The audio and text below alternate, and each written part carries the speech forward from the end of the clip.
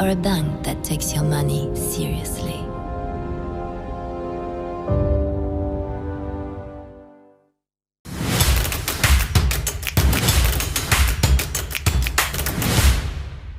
Good afternoon and welcome to the Top Empowerment Virtual Summit and Awards. This is a special panel discussion brought to you by Nedbank. And this afternoon, we're going to be looking at repurposing the economy for growth. How do we do it and why? And we're going to be exploring why it's important to make sure that no one is left behind. And I think let's get to it. Ladies, good afternoon and thank you so much for joining us. I'm going to go straight to you, Priya. When we think about repurposing for economic growth, firstly, what does repurposing for economic growth look like for Nedbank? Hi, Samatunga, and hi to my fellow panelists. Well, firstly, maybe just why the need for it. I think at this point, I guess the onset of COVID-19 has definitely accelerated the need for urgent action in terms of growing the economy. And this is necessary, just to enable growth. And we think that if we're able to do this, we can, boost confidence and investment, and then hopefully, that growth can hopefully stem the impact that the crisis has had on what is already quite an untenable position in terms of our unemployment levels. We've seen last year that, the economy contracted by about 7%, and that was, the deepest contraction that we've had since World War II. And if we think that was bad, there's going to be mounting pressures as well as we think about the impacts of climate change that it will have in terms of inequality, as well as growing social injustice going forward. So definitely we're going to require a lot more radical and collaborative responses, and we're going to have to, build an economy that is resilient to deal with this and other unknown complexities that could hit us down the line. And ultimately, therefore, I believe a repurposed economy is one where there's, shared value amongst all people in society who are creating it, but are also enhanced by it. I guess I do believe that, we've seen a bit of an economic turnaround, since the deepest, darkest days of lockdown since last year.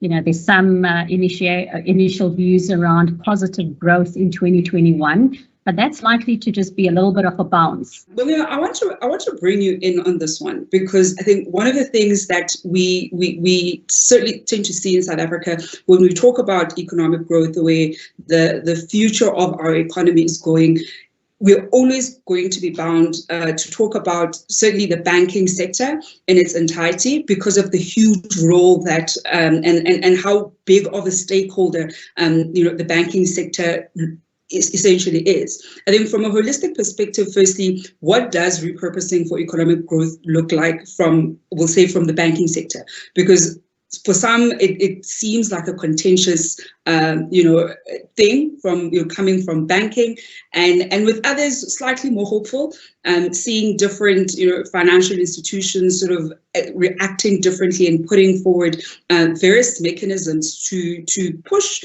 economic growth or certainly go in that particular direction. So what would you say from certainly the banking sector repurposing for economic growth looks like, and why it's so fundamentally important that we all get on board in working towards that particular mission? Well, Zabantu, the whole issue from the banking perspective is that we exist to facilitate credit. Mm-hmm. So in those credit decisions that the banks have to make, we have to be very clear what works for inclusive growth. So on the issues of inclusive growth, we've got to look at the skills base that South Africa has.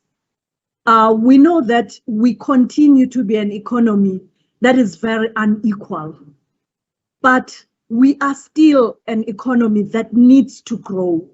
So on the skills front, uploading skills for the youth and for every person who is a contributor to the economy is going to be a real big deal for us as banks in facilitating finance going to different endeavors.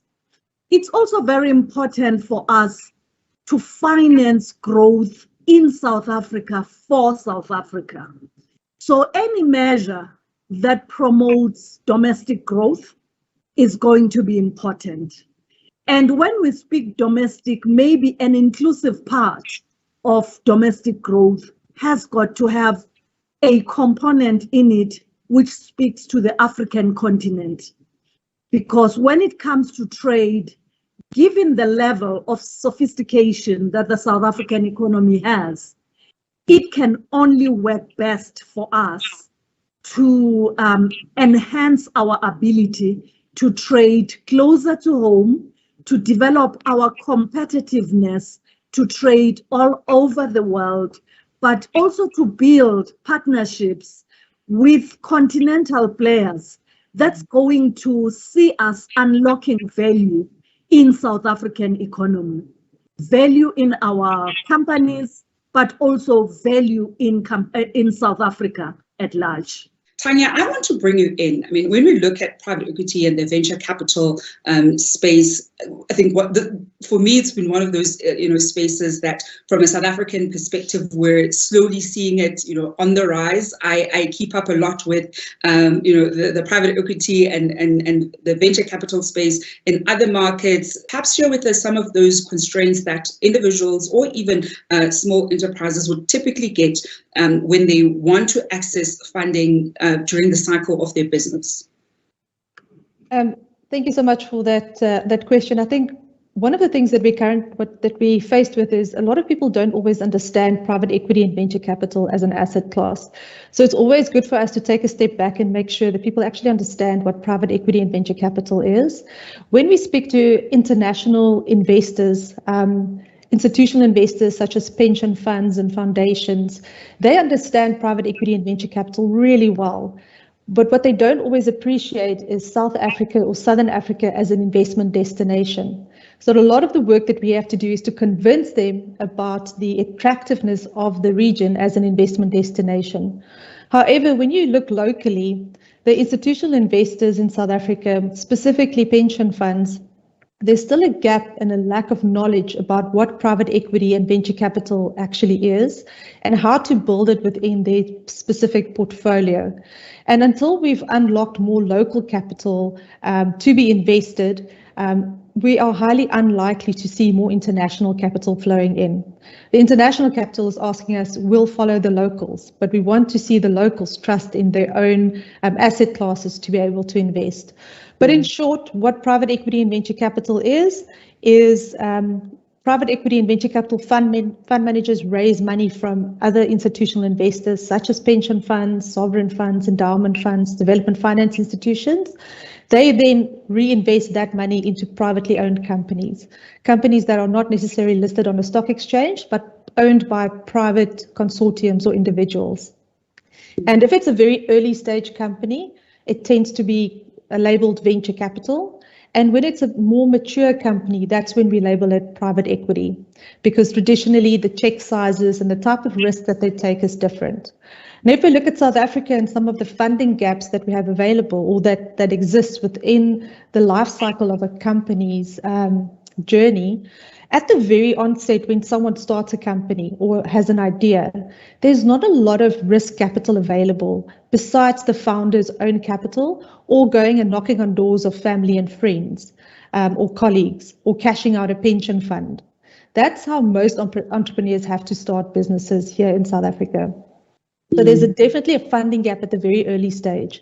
There's some grant funding, there's some debt funding available, but unless you've proven the business has some track record, it's very difficult to get funding. Then as the business matures and grows, then angel investors, venture capital, and potential debt funding comes into play. But you really have to show that this business is scalable and that you're able to grow and create value for this business. And then as the business continues to grow, you then attract more venture capital funding and ultimately attract private equity funding.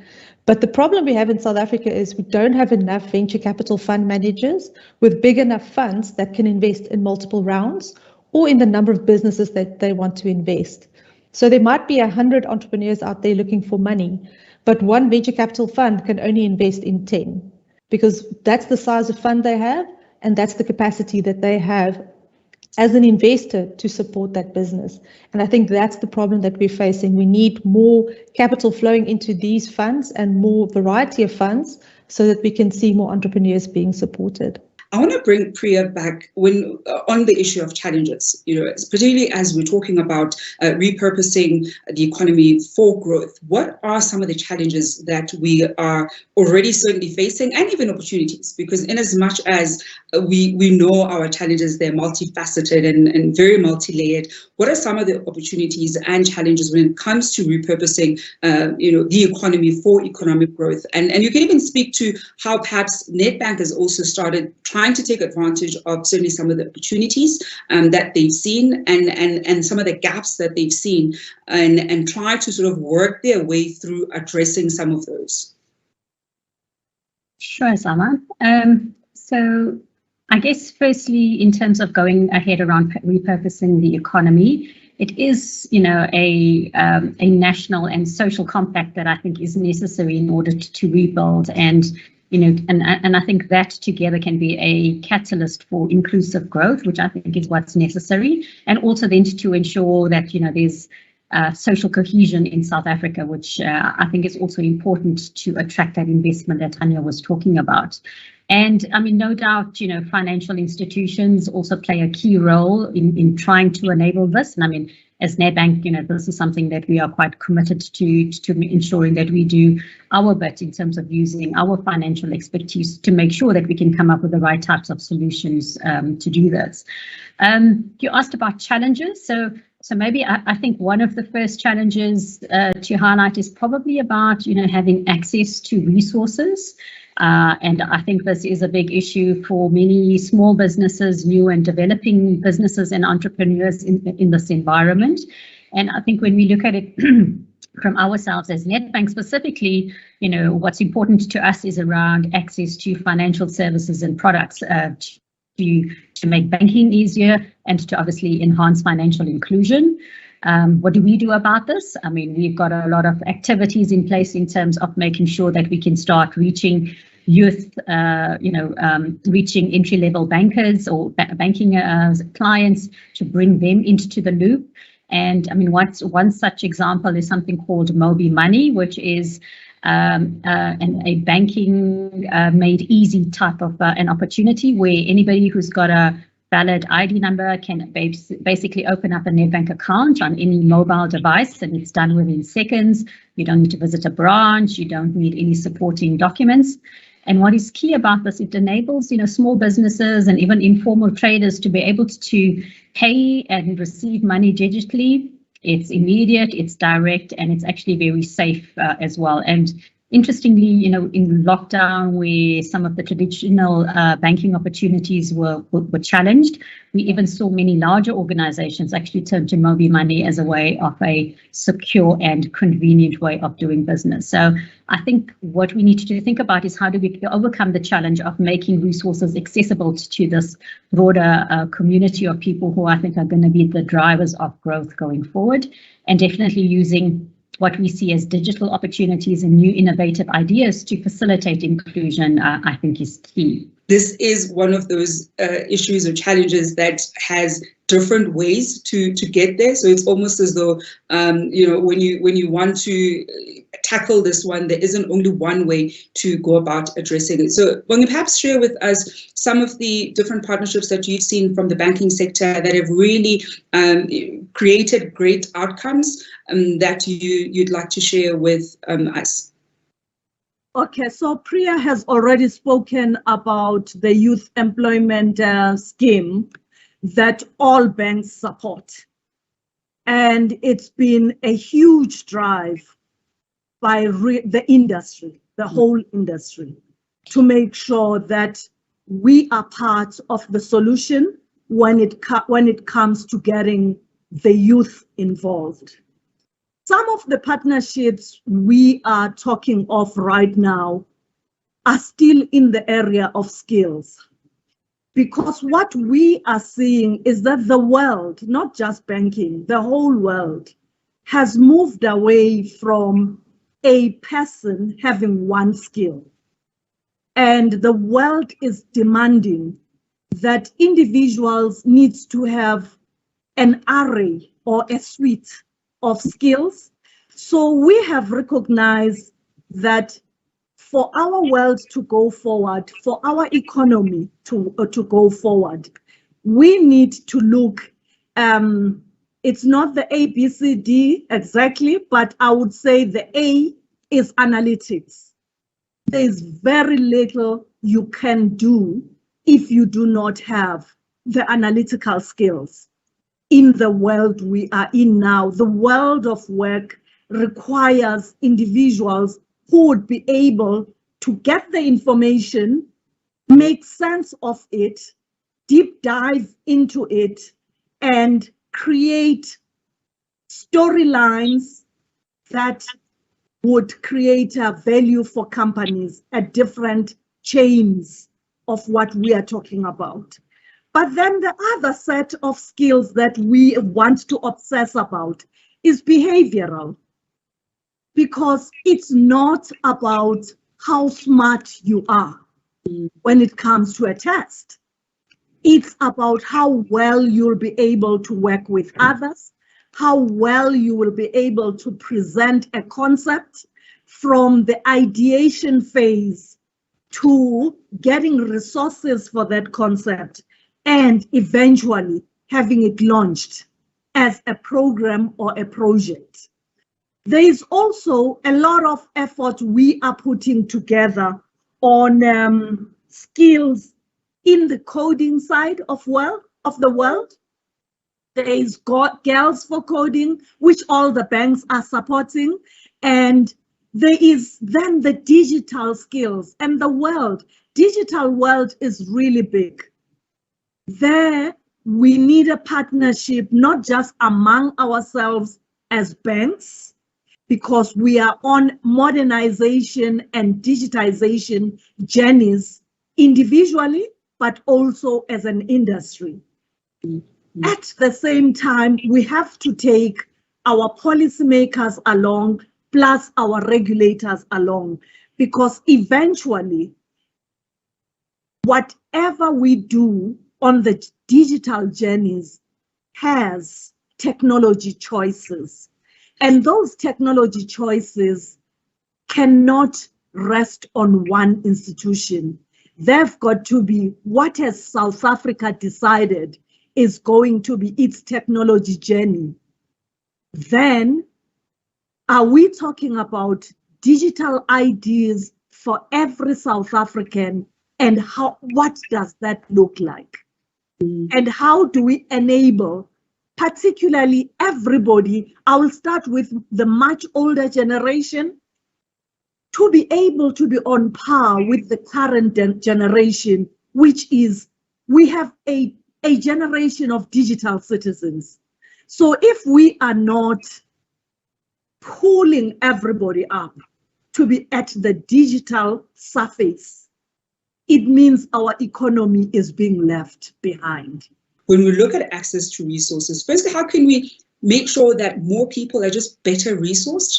And when I look at, for example, even entrepreneurs, they're probably the ones that need to be resourced the most. Firstly, just as an individual, running a business is already challenging as it is.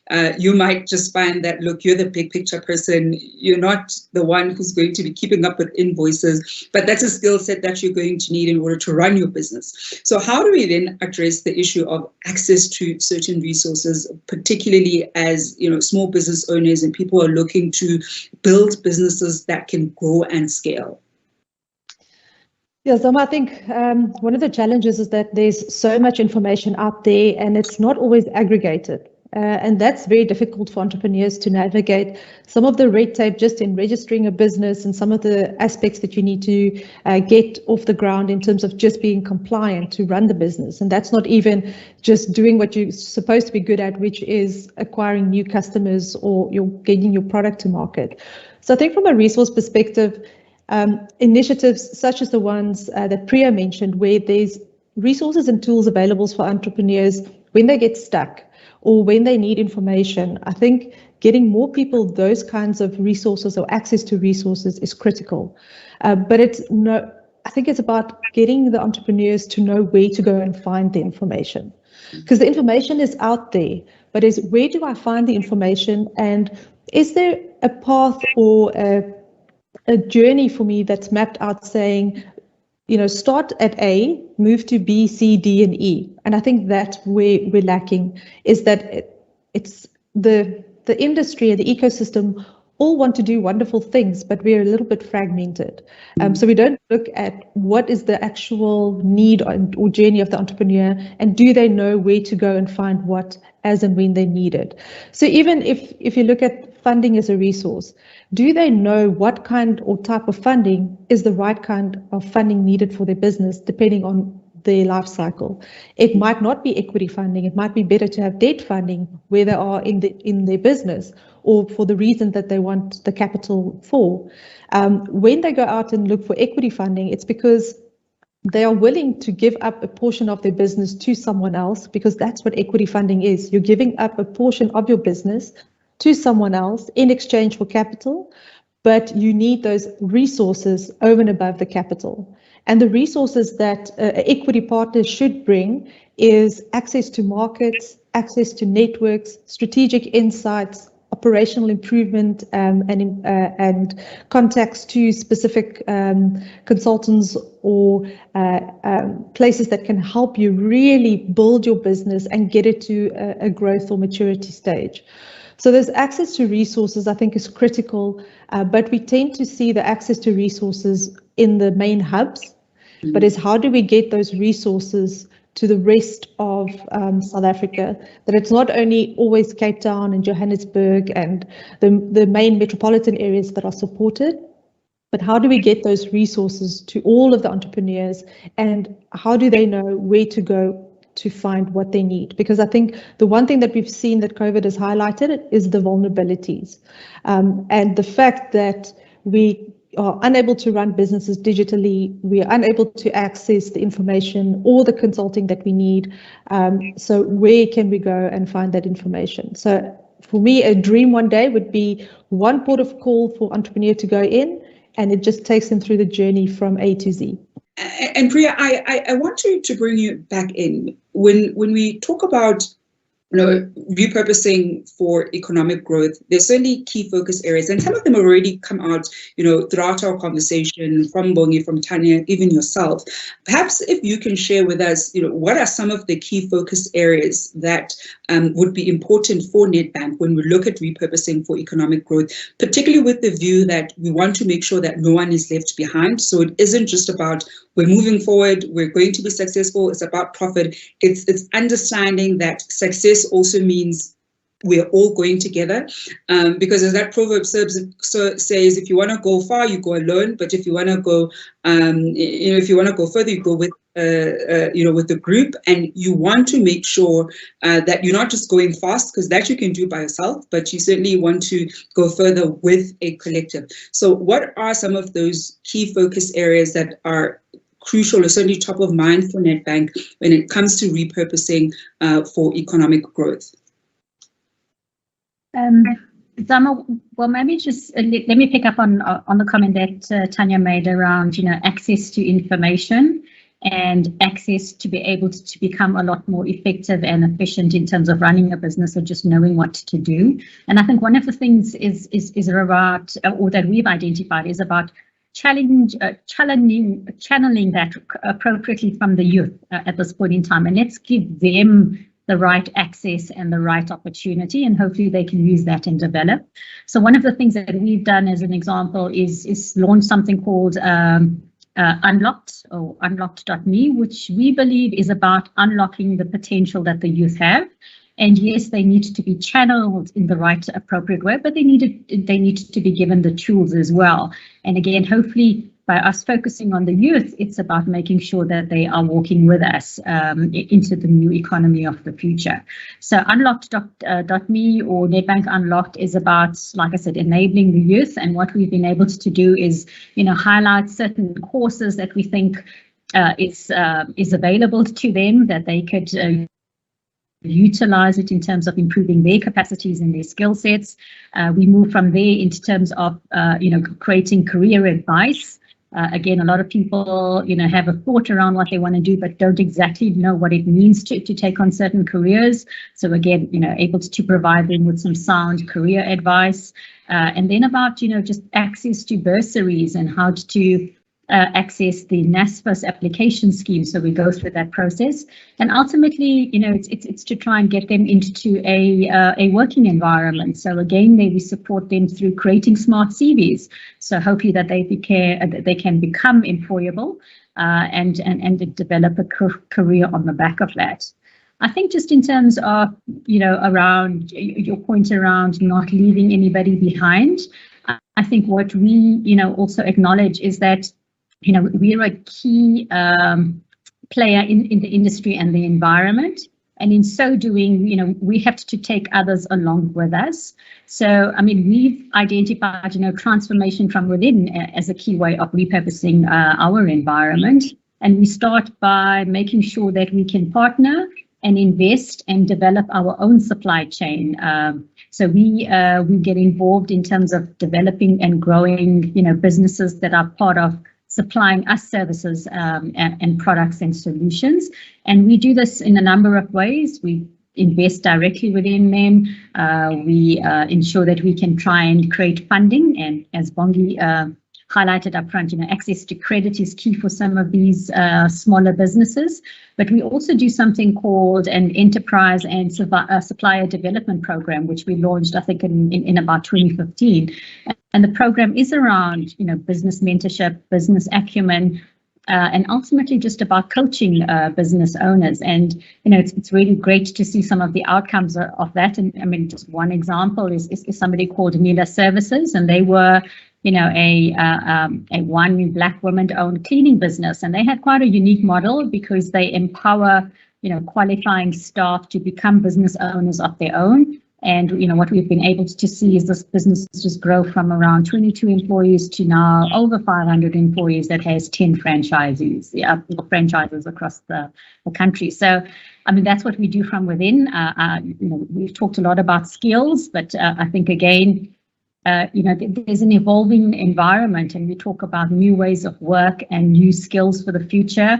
Yes, some of it is around analytics. South Africa has a key STEM issue, which we focus on, but we also want to make sure that our staff are also well equipped for the ways of work of the future.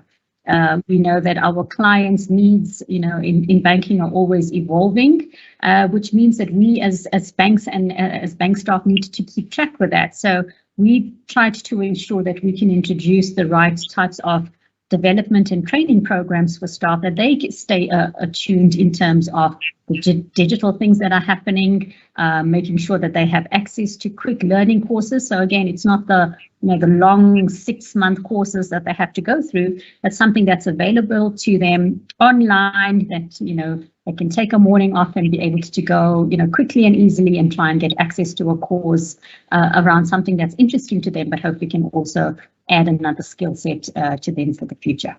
Bongi, we're already seeing that a company that is purpose-driven, that's very deliberate in investing not just in their own employees, but also their customers and even South Africans, because what Priya has outlined isn't just servicing their client base, but also any South African who would want access to some of the tools and resources that she has shared with us. We can already see that these examples certainly do play a role in slowly working towards repurposing for economic growth, certainly upskilling or sometimes even reskilling anybody who would want to access some of the services that Priya has outlined.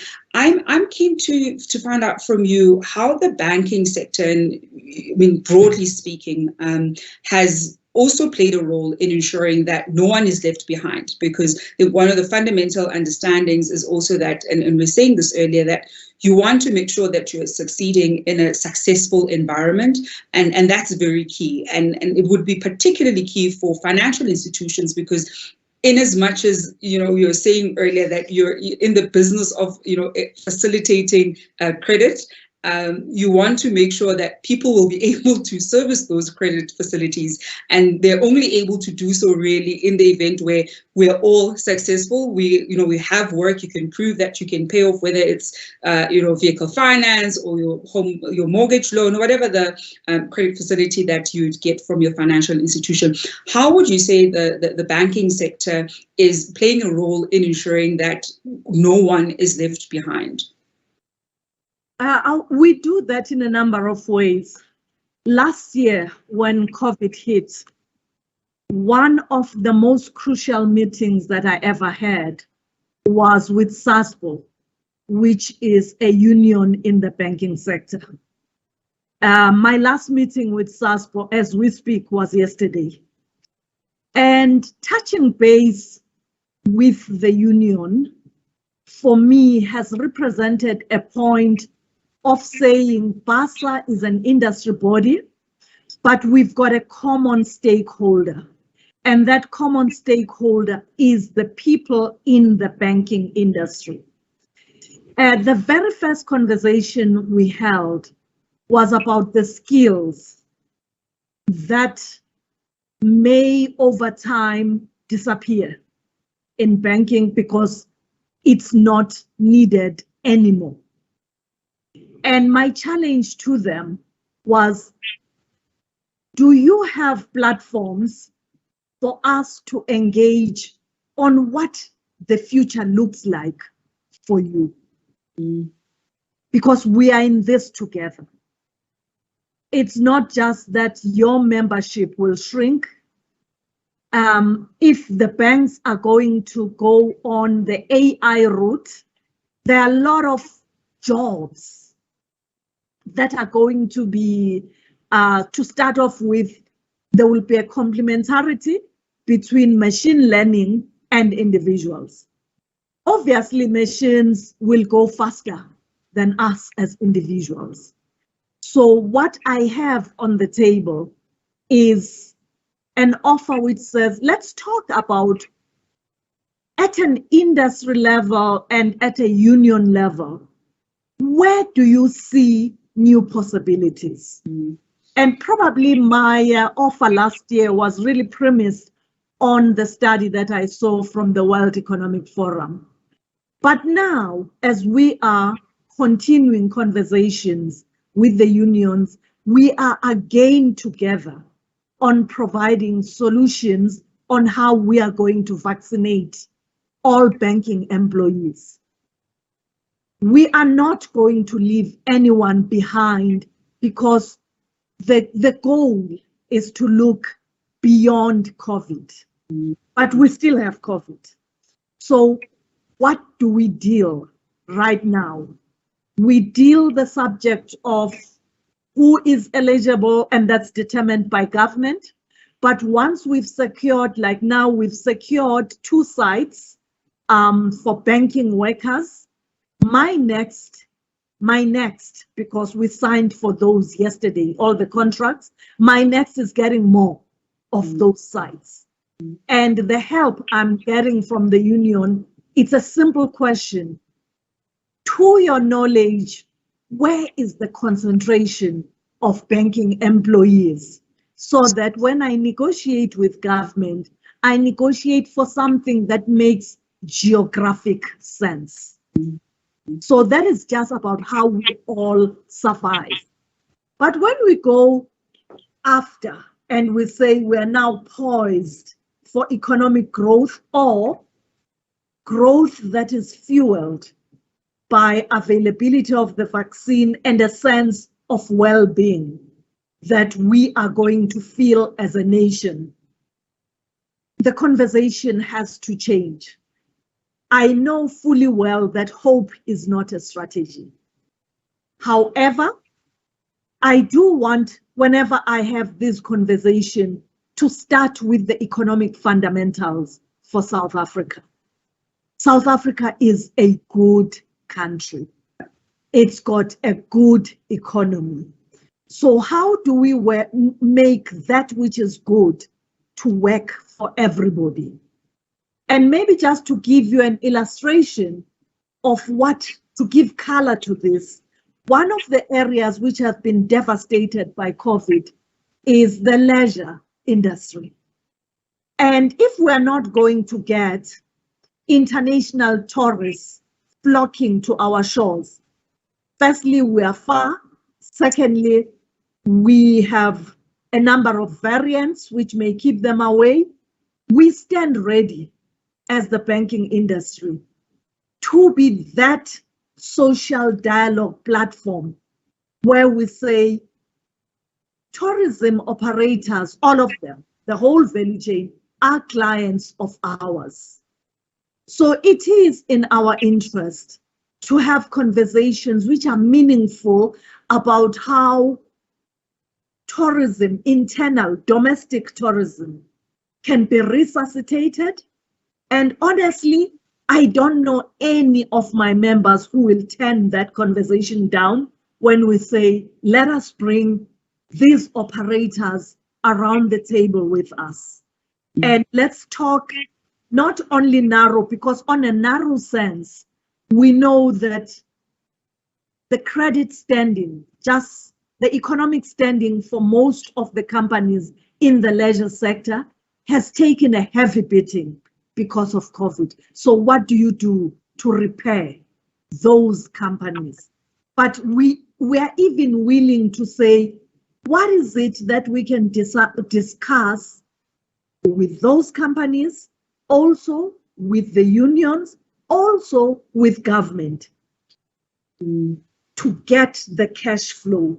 Because for us, really, you have to say, as a bank, for every entrepreneur that gets to be funded, we look at cash flow as a lifeblood for any entity.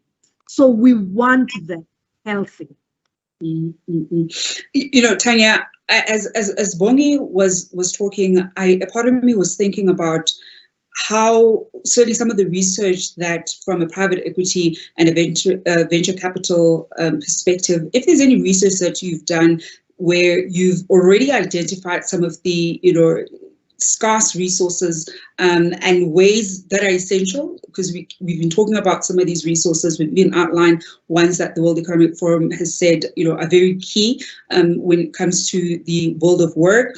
What are some of those scarce resources and essential skills based on your research that you've picked up from a private equity and venture capital perspective? And the reason I ask that is because you pointed out earlier on how this is still an area that even in South Africa hasn't picked up as much as it potentially has potential to pick up. So in many ways, it's one to watch out for, even from people who may have a bit of capital and want to play in that space. And I think it's important for us to see some of the findings that are coming out of that space and some of the fundamentals that that particular sector has identified. And even for entrepreneurs who think, I want to have a kind of venture that lands itself to venture capital or private equity funding, because as you were saying earlier, not every kind of venture would land itself to needing that kind of funding. So just based on the research that you've done, what have been some of those essential skills that are essential, that are important and certainly crucial for success? So Zoma, let's start off with the where the capital comes from. So the actual institutional investors. I think there, as I said in the beginning, the knowledge and experience and capacity and capability of investing in venture capital and private equity is needed. And that is an area of where it can be solved with education, information sharing, resource sharing amongst institutional investors, so that not everyone has to do a due diligence, but they can, piggyback off each other's due diligence, etc., in terms of investing. Because our institutional investors set the trend. So if they demand financial returns, but also impact measures, they have such a fundamental opportunity to really use purposeful strategies, as the title of the session, to make a difference. And as Priya and Bongi said, leave no one behind. So I think it starts with institutional investors and the skills needed to be able to allocate to a private equity or a venture capital or private debt or any other asset class where we can see investment into the real economy. As we begin to wrap up, I have two last questions. And the first one is, and I'll start with yourself, Bongi. The first question is, what can we do better? I mean, we're having this conversation over a year into COVID, and even pre-COVID, we saw where South Africa's economy, was. As much as on the one hand, there are people who are happy, for example, with low interest rates because they're able to access more debt from your partners. We also understand that it's not going to stay at these levels, and so there are different ways that we must adequately plan for that. We understand that South Africa's economic challenges are multifaceted, they are multi-layered, and even throughout different age groups and different generations, there are many, challenges as well as opportunities. What can we do better? And you can answer it from a banking association perspective in terms of what can the association do better? What can the banking industry do better when it comes to moving South Africa's economic future forward? I'll start on the person-to-person level. We spoke about the need for skills development and identifying people. There's no shortage of coaches, of mentors, and so on. You have correctly said that one of the issues is sponsorship. I will repeat that and say one of the issues is really a deliberate effort to let in as many people as possible. And for me, it's not necessarily about just us women, it's all young people.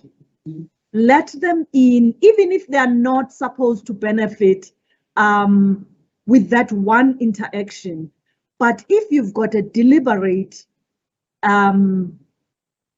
idea on how to sponsor them, and you have sustainability in mind, that you are going to sponsor this group for a year or 3 years, and you give them as much exposure as possible on different things. What you have made possible by doing that is that you have opened the door, but you've also shown them, because they show me that we learned when we were very little with show and tell. The show me is so much better than give me. So that show me is something that they may never have seen it before. Wherever you are sitting, show them how interactions, not your job, but interactions for success are crafted, and how those difficult conversations are held, because it's not that each conversation you emerge as a winner, but you emerge having shifted the perception of the people in that meeting. And when people are outside and they've never seen really difficult conversations, what they think is that I can see Priya Naidu at Nedbank as an executive. I wonder what I can do to replace her. It's not about replacing her. It's about you being appreciative of the skills that she brings to the table, because it's an array of these skills. So the show aspect, for me, it's very, very important. Then it's also lead people to opportunity, because opportunities abound, but they are not known. So having never seen Tanya before, I'm going to be talking about her now inside of BASA. Not in a way that I now know Tanya, but in a way of saying, in the venture capital arena, there are these services that are available for women, that are available for people looking for finance. So I'm stepping beyond the banks and thinking of non-bank funders. And when I say non-bank funders, the first one, of course, will have to be Tanya. When I say direct people to opportunity. And I think Bongi, on the issue of opportunities, I'm glad that this panel discussion is already the foundation for a good partnership. So do keep us informed of how that goes. I'm looking forward to see what's going to come out of the Banking Association as well as SAFGA coming together and coming up with a solution that can service South Africans at large. Priya, I'm going to end off with you on what we can do better. Tanya, because we've already put you on the spotlight and we're already going to want feedback on how that partnership with Bongi and her team, what can we do better? And I ask this of you from the lens of private equity and venture capitalism. What can be done better, especially given some of the challenges that you've already outlined and even some of the opportunities that you've seen in the space? Sama, I think, to build on what Bongi said, firstly, around just, the good foundations that we have in the South African economy. It's not really broke, but we can take it to a lot of great levels. And I think the first thing is around, creating, like I said earlier, just a social compact around, different partners, different experts in different fields working together to drive the right economic outcomes and sustainable outcomes for the country. And I think it's about understanding the roles that each of us play in being able to do that. I think, for us as a financial institution, it's crucial for us that we are part of this and we are committed to being part of creating this sustainable economy and do it in a way that, leaves society in a much better place because we are a part of it. And I'd probably want to take up Bongi as well on her comment. And, there's definitely a lot of quasi-venture capital type of thinking within our organization. And it would be great to see how we can expand on that in working with Basa Associates, but also with Tanya and her team. So I think it's all about creating partnerships now in terms of moving us from a good solid foundation to a great economic growth opportunity. If I was a betting woman, I'd bet on this partnership. Tanya, on your end, what can we do better? And maybe I should be a betting woman. I should put some money on this particular partnership. I think it's three women who are great at what they do and are certainly great at making sure that things get done. So this is probably it's a winning combo. So I'll certainly be sure to keep up with all three of you to find out how that conversation transpires. So Tanya, on your end, what can be done better? Zama, briefly, I would say we wake up every morning and we want to change the world, and then we can't and we get despondent. So maybe look at your sphere of influence and do change what you can. Like the elephant, eat one bite at a time. One thing that I can do in terms of our industry and change is when I put a panel together, make sure that there's diverse representation and not always the same faces saying the same things. That's a small example.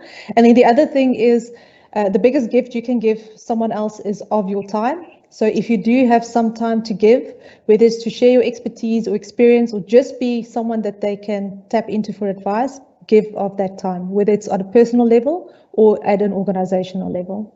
I like ending panels off, on a lighter note, especially given our economic climate and how heavy this conversation has been. And Tanya, you already touched on it as you're answering this question, that we wake up every day and oftentimes you want to change the world, but really it is about first working on your immediate environment. I want to find out from you, and I'll start with you, Bongi, amid COVID, working in lockdown and having to adapt to the new way of working and living, and even having relationships with our loved ones. What have you done to keep sane? I mean, with some people, they've taken up gardening. I'm a hiker. When we were in hard lockdown and we couldn't hike, I was losing my mind. And the moment the country, opened up, I was so happy to be able to go out in nature. How have you kept sane amid these uncertain times? This is a difficult one to share But if you go to a mall, parking on top, and you see a woman dashing like she is chased, it's most likely going to be me. I walk on Sundays in particular. I choose the biggest mall I can think of, drive there, park as far away from anybody, and I am covered up, and I walk as quick as my feet can take me, and I dash back to the car to just come back home. I love it my injection of Uber. vitamin D. I love that one because you're in a relatively secluded place. You can't Uber back. So you know that the moment you're furthest from your car, you can't be like, yo, I want to Uber back to my car. You're in a parking lot. You're going to have to walk all the way back. I'm going to try that one. I think that's a great way to not be walking in traffic, especially now with, traffic picking up. Tanya? Yeah. Also, physical health, because I think that spills into your mental and emotional health and well-being. So a non-negotiable for me is I have to get my training session in every day, whether it's using my own equipment that fortunately I had pre-lockdown, or just, as Bongi said, go out and just take a walk and breathe in some fresh air. And Priya, as we wrap up with you, how are you keeping sane in these uncertain times? Zama, before COVID, I always had an excuse as to why there was no time to do any exercises, and not being a morning person as well, I couldn't do it. But now I try and find the time, find a quick yoga session on YouTube, so 20 minutes to 30 minutes, and it actually sets me right for the day ahead. So can definitely recommend it, with definitely lots of coffee on the side though. And I think that's a great note to leave our conversation at. And that certainly is a wrap of our conversation on repurposing the economy for growth. How do we do it and why? And this is, of course, for the Top Empowerment conference that is taking place. And you can, of course, engage with us on social media. Follow the hashtag Top Empowerment as we continue having the conversation on how we can move South Africa's economy forward. One of the key things that have come out from this conversation, or something that certainly is clear when it comes to moving the country forward, is not only must we look at making the circle bigger and making sure that more of us are moving forward, but perhaps we also need to look at having different circles. We don't need to have one big circle. Let's have the different circles so that we're clear that we're moving forward as a country, and no one is left behind, because no one wants to succeed in an unsuccessful environment. I've been your host, and it certainly has been great. And that's it from myself, Zamantungwa Khumalo. And let's continue doing our bit in our own corners of the country to move the country forward.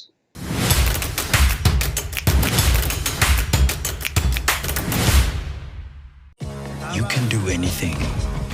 All you need is determination and a fresh pair of these nallies. But what's the point of looking like Injay game if all your money is on your feet and your dreams go up in flames? In this world of doing it for Ikram, do you want a bank that takes your money, or a bank that takes your money seriously?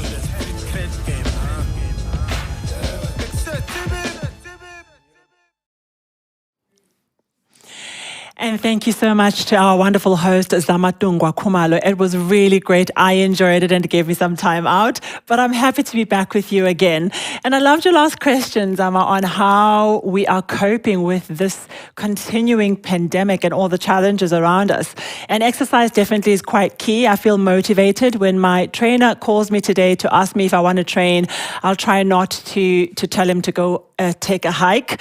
So yeah, I'll tell him to get online, because I'm inspired. So thanks to you and the team.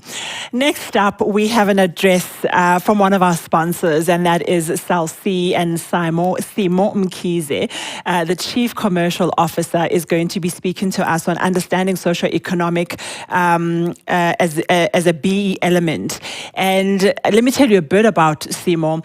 He is an academic by passion and a commercial executive by profession. Simo has has a wealth of over 20 years of experience working both in South Africa and African and European ICT industries. He holds an MBA, served as a member of the Academic Assessment Board, and has even guest lectured executives at Gibbs. Very interesting to listen to. I think you're going to love this one.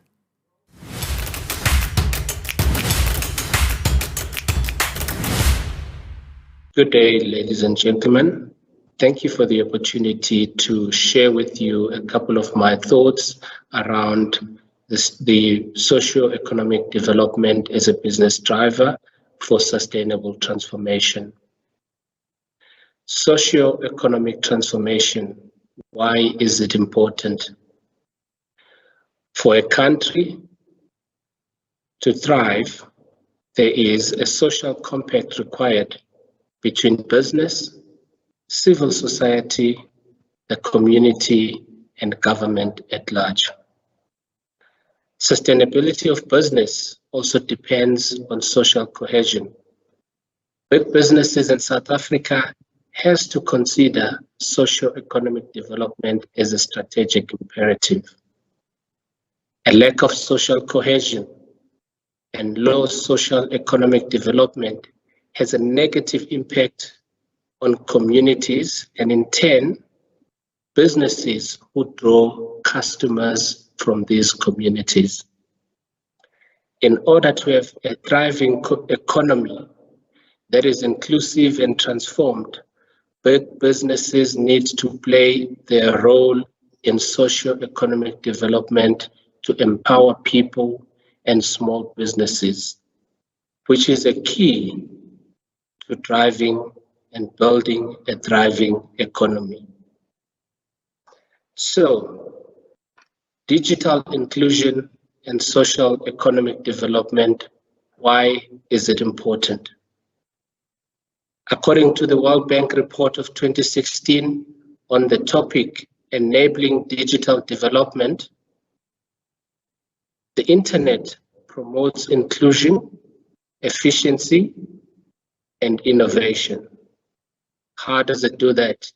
By lowering the cost of doing business, opening access to new markets, increasing access to information that enables businesses to transact.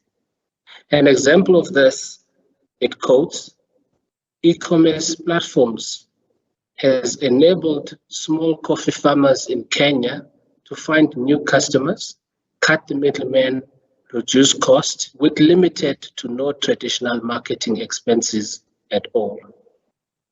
This is a clear example of how the internet can drive inclusion in the economy, in the social interactions, as well as also can help government in delivering services to the people. It is therefore clear that economic inclusion and digital inclusion go hand in hand in this digital era that we live in. In the world we live in now, we cannot talk of social economic development and enterprise development without mentioning digital inclusion and skills development.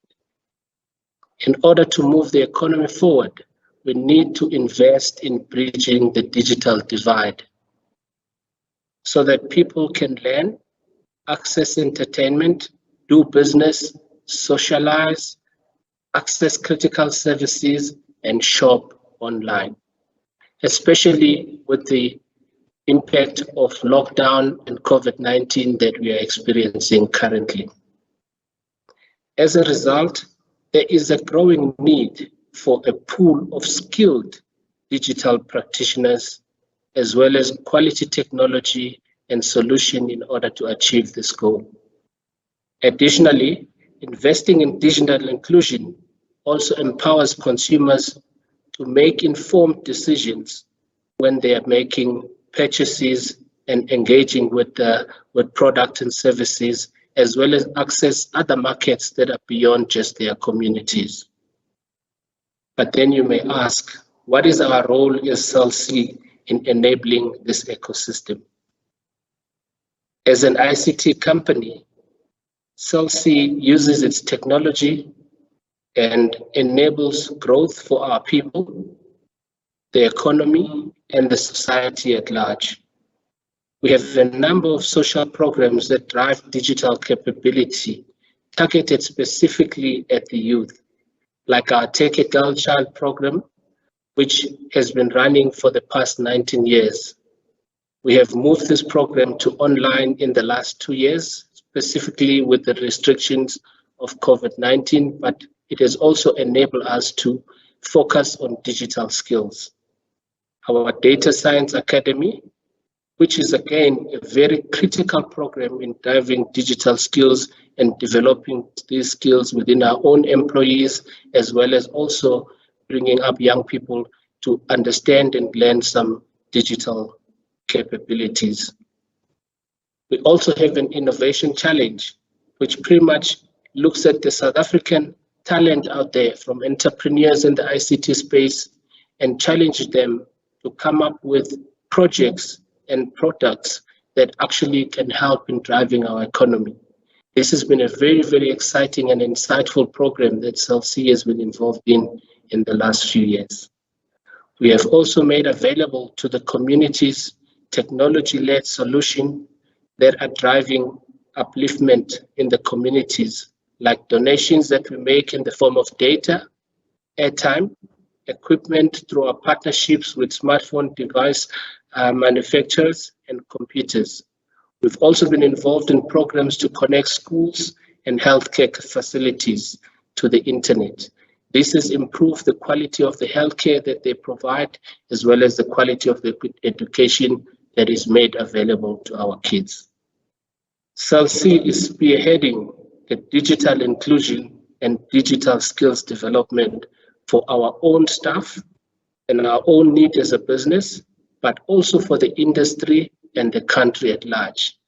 This in turn will contribute to socio-economic development. This is proof that our CSI programs empower, provide access, and build digital capabilities.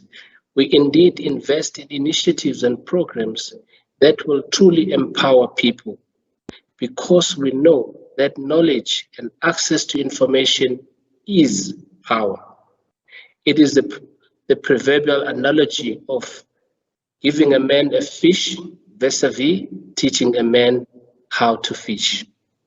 Thus, we enable communities to sustain themselves together with necessary infrastructure and resources to support them in this growth and to become sustainable. We also offer affordable offerings in the market that broaden the digital access.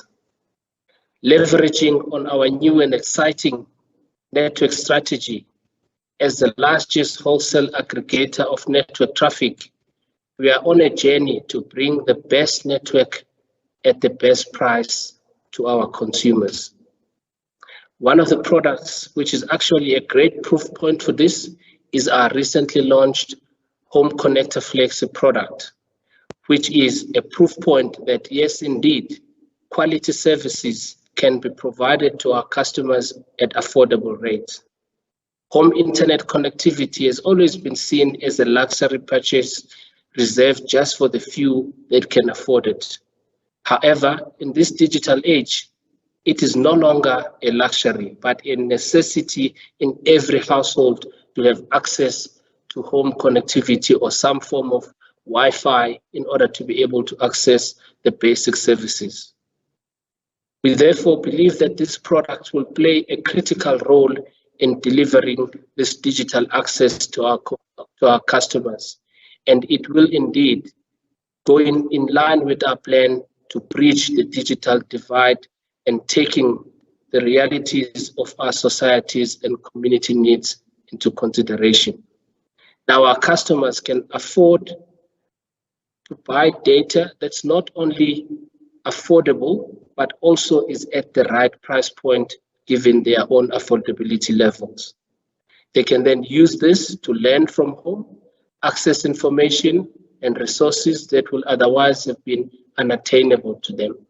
In conclusion, as a proudly South African and a challenger brand that strives to become a consumer champion, we use every opportunity to live by our own new brand promise to change your world.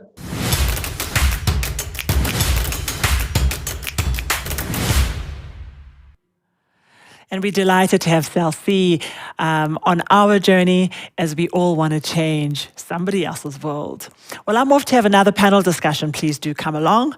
This one is around socio-economic development programs, and in particular also highlights of the Yes Transformation Strategy. I hope that you're tweeting away and that you are active, engaged, and networking. See who else is on the platform with you and say hello. Talita Sitshedi, she says, a very insightful summit. Thank you so much, Talita.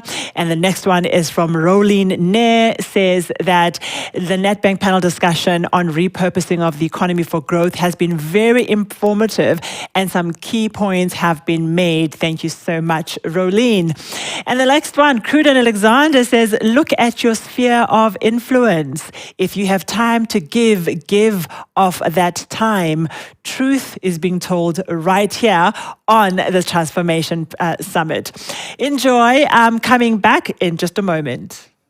I've always looked up to my brothers. They often left me out, but I still challenge myself to be like them. I'm proud of my brother's successes, but this girl can dream way bigger than what people think her gender can achieve. When the world told me there's no place for women in football, I made my own rules, became the coach, proved the world wrong.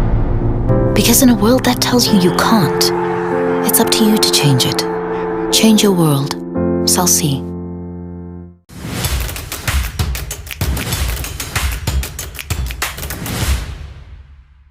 Welcome to our next panel, one that's titled Achieving Positive Ongoing Economic Development Through Socio-Economic Development Programs and Youth Empowering Strategies. I know you've been waiting for this panel, and we have such an amazing lineup of speakers. Juliet Mhanga told you about earlier, Nezreen Mani, Zandile Mkwanazi, and John Mark Killian. Team, thank you so much for joining me so that we can unpack this conversation. Let's start off with you, Juliet. Tell us a bit about your strategies for this conversation. Thank you, Zanele. I absolutely agree with you. Socio-economic development is critical. In my view, it's actually a strategic business imperative as business and private sector, together with government and civil society, we really have to address the challenges that we have as a country, which includes youth unemployment. I mean, our youth unemployment stats are staggering, over 40%. And then when you look at it from a gender perspective, it's even more staggering. So as a business and as Celsi, I must say, for us, that's a serious business imperative, which we're quite focused on. And we've rolled out quite a number of strategies. And critical for us is actually to enable economic growth, you need to bridge the digital divide. So our focus is around digital inclusion, digital enablement, and actually building digital skills for the fourth industrial revolution. And in line with also government's focus around 4IR and the National Development Plan. So we've got quite a number of initiatives that we're running in the space, which includes, initiatives like our Data Science Academy, where we as a business have identified that these are some of the key digital skills requirements. So data science is big, and we're developing it. We're focusing on our youth, plus a number of initiatives that we have adjusted to make sure that it speaks to the strategy around digital inclusion. So we're going, for instance, into rural communities and making sure that on the ground, we're equipping them with digital access, through iPads, laptops, most importantly, making sure that they've got Wi-Fi connectivity. So those are just some of the initiatives which we'll unpack further. Thank you. Thanks, Julieta. I do want to pick up on the 4IR element a little bit later, because definitely we have to get ready for this industrial revolution. Nazreen, now you're in a very interesting space for me, and that's the policy space, where you're really looking at the global, as part of global apprenticeship networks, how to equip youth and how to do skills development. And you've worked a lot in developing countries. Your perspectives? Zanele, I think I have to echo what Juliet said. It has to be a national policy imperative. At the same time, it has to be a public-private partnership approach. I think as the Global Apprenticeship Network, we work in 16 countries, but we also work with these global partners, the International Labour Organization, the OECD, the African Union, the Commonwealth. Everyone's focused on this challenge of youth employment and youth unemployment. But we know that we can't do it alone. Not even the policy side can fix this issue. So as the GAN, what we do is bring the voice of the private sector, bring action from the private sector, and co-design these solutions. And I think this is where the knowledge, the skills, the resources within private sector organizations really add value to government initiatives, to the global policy agenda. It just makes it a richer engagement. It has far more depth and meaning when you align to labor market needs. And I think what we're seeing as the GAN is this need for focus on youth, the need for the focus on vocational education. I think it's absolutely key that we continue growing efforts to raise the profile of technical and vocational colleges, of community colleges. It's a global challenge. And I've worked for so many years in South Africa, and I know how most of our communities view our technical colleges, and it's not with the best light. But that challenge is actually an international one. And what we've seen is the need for community organizations, for parents, for teachers, and then the public-private partnerships to come in to address these issues. Also, the digital issues of access, inclusion, the gender issues, the diversity issue is key. Really incorporating marginalized communities into digital capabilities is important, because we're going to exacerbate the divide that exists. And I think COVID has done a lot to offer solutions, but at the same time has exposed the many cracks in digital access around the world. And I'm constantly surprised that this has happened in developing and developed countries. So again, as South Africans, we often think we're in the worst case possible. And I found that Australia, New Zealand, LATAM region have similar challenges. So really key to partner, and I'm very pleased to hear that Southie is doing initiatives around this. The other issue I think that's key is this idea about women and girls in STEM and bringing more inclusion in technical careers and growing that participation. And then looking at green skills and the sustainability agenda is also crucial, especially for countries like South Africa. Thank you. Nazreen, thank you so much to pick up on. Moving backwards, I'm appreciating, I suppose, the effort to create redress in diversity and inclusion. But I think definitely vocational studies, we were really good at this, if my memory serves me. And I'm not as young as I look. I definitely remember the strength we had as a country when it came to vocational studies. But that looks like the baby was thrown out with the bathwater there. And I really hope we're able to regain that competence. We have a huge perception issue in our communities, and maybe we should also address this at some point, is what is the mind shift that our communities need to have in order to find themselves in positions where they are earning a living. And we say to people, be an SME, run your own business. How, what, when, and where, with which skills? So we're going to have an interesting conversation around that, and maybe let's park it for now. Zandile, I want to jump through to you. Tell us about what you're doing with the Girl Code. You're not the first Zandile I'm meeting, meaning there are more of you really fighting to get girls to be excited about tech. So it makes me excited, one, that you're in the space. Tell us a bit about it. Yeah, thank you so much, Zanele. I just want to touch on a couple of points that Juliet and Nazreen have already talked about. So obviously myself, I'm like at the intersection of all of this. I'm Black, I am a woman, and I'm part of the youth, right? I'm under 35, so I'm part of the youth still.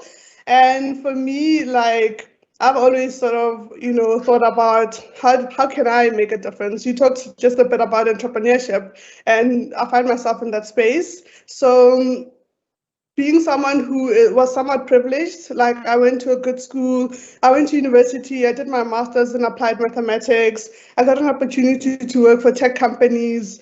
But that's where I started seeing like there's a lot of things that need to be fixed in terms of getting more women into these spaces, especially technology, which is obviously taking over the world, right? We're talking about fourth industrial revolution. So for me, it was imperative that I do something and sort of pass on my privilege to other people. Hence starting Go Code. It was a bit of a risk. Like you said, entrepreneurship, it's great to say let's all do it, but not everybody has sort of the resources, the knowledge even. I think we even like sort of don't think about the knowledge you need to be an entrepreneur. It's not something you wake up and do.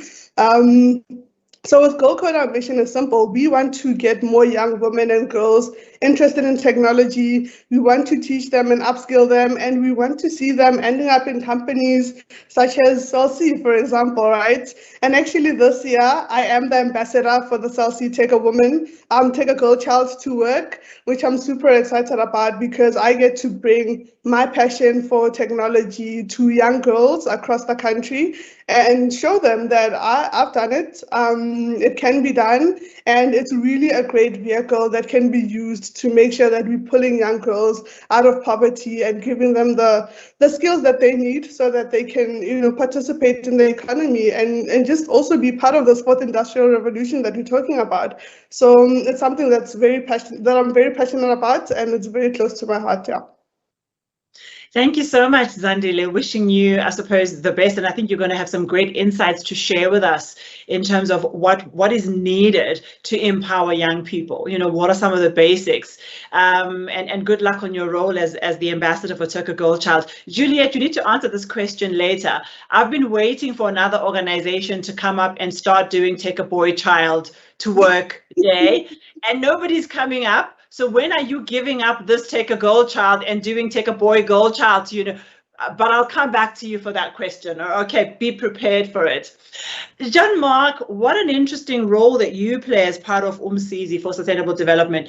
And again, you are enabling the masses to develop an ability to earn a living. So this is called broad-based livelihood development. How is this program making an impact in communities and also amongst youth? Zanele, thank you so much. Thank you, colleagues. I really just want to also just commend you for the good work that you're doing. And it's such a privilege to be part of this discussion. We as Umsizi over the last 12 years have been working together with the mining industry and together with local government and also other major corporates in solving issues of poverty, unemployment, inequality, and really lack of opportunity to the economy. And this is especially manifest amongst youth who have less and less opportunity, and also amongst women that suffer some of the highest degrees of exclusion, and not only women, but vulnerable groups. So what we've been doing is a program called the Broad-Based Livelihoods Program, and this follows a livelihoods approach. With the formal economy having contracted in South Africa over the last couple of years, and even especially over COVID-19, so many people have lost livelihoods. And our broad-based strategy and program focuses on targeting masses of people at the bottom of the pyramid of social and economic hierarchy. So it's really 2/3 of our population that lack access to the economy. And what the livelihoods approach enables people to do is to start with what they have, where they are staying according to their own dreams and aspirations, and start a livelihood. It's all about productive economic self-effort, starting small and then scaling to higher and higher levels of economic activity. So it takes the great passion of our youth, the great diversity of women, and applies it in a very meaningful way where they can provide for their families' needs and then really scale up to start enterprises, to start employing other people, and thereby growing the economy from the bottom up. The types of productive activities that we empower people with are things like household food production, it's manufacturing, it's services, it's even farming with livestock, it's business, it's a lot of it's also around personal development planning, and even 4IR technologies, but all where people can start a livelihood. So we've empowered thousands of people across South Africa working with partners, and at every level it seeks to break dependency but build self-determination where people can come together and determine their own future. So it's all about vision building.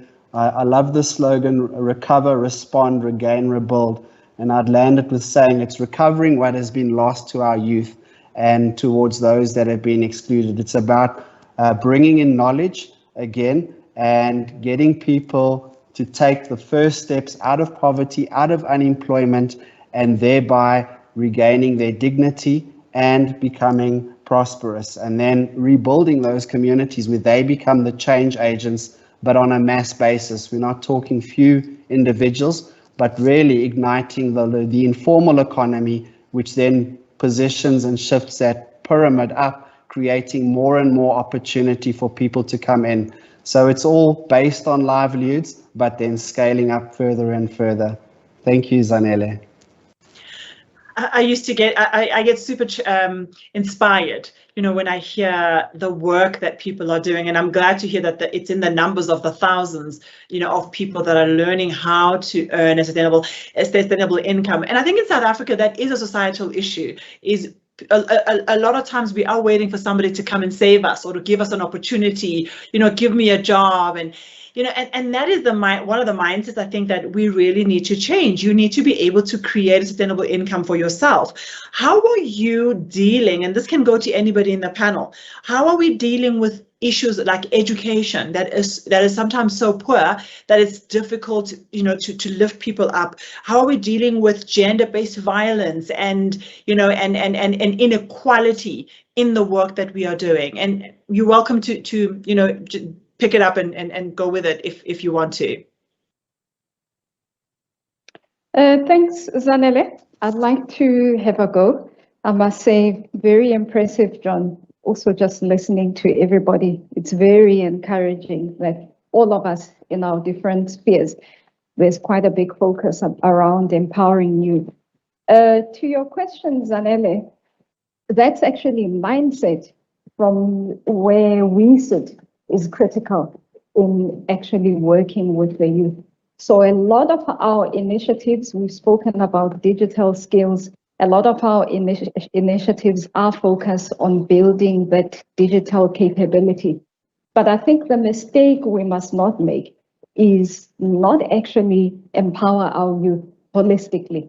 So the work that John has talked about, that's awesome. So even in our programs, so we were talking, you said, Zanele, you'd come to me around gender equality.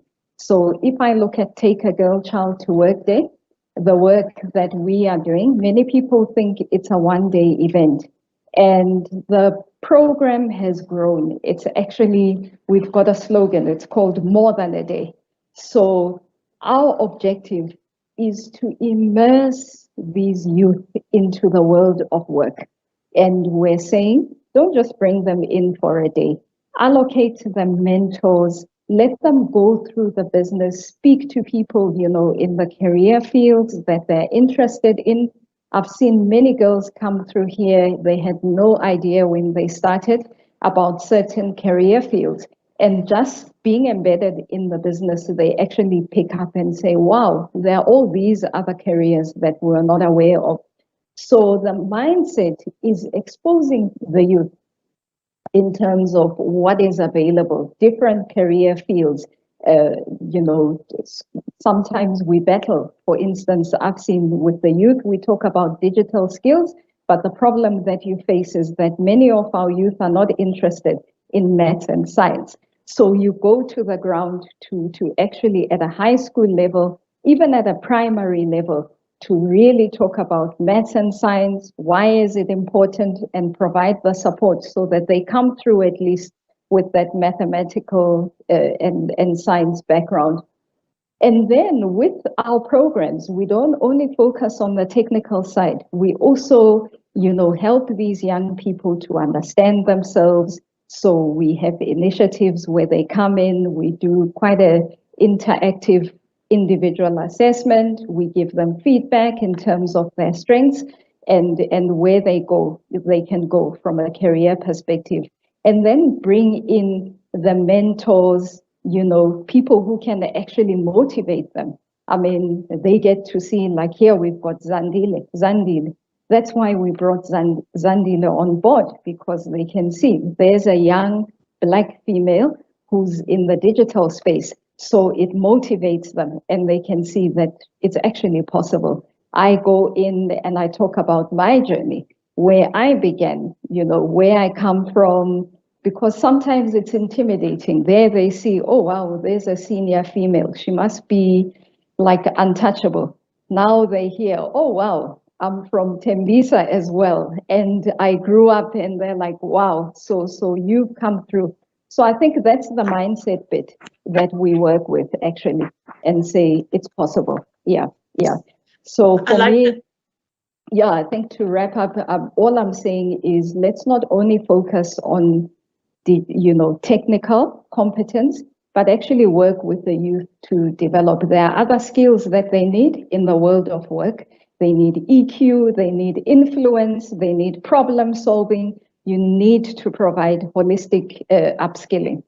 Jean-Marc, the question that I wanted to throw your way is really around who are the sponsors of organizations? So which organizations are thinking of investing behind vehicles like yourselves? Because when I was marketing director of corporate affairs and marketing at the JSE, I found I was so keen to get programs like yours on board because they were sustainable, they were proven. You, at the end of the day, had an output that helped somebody to put food on the table all the time.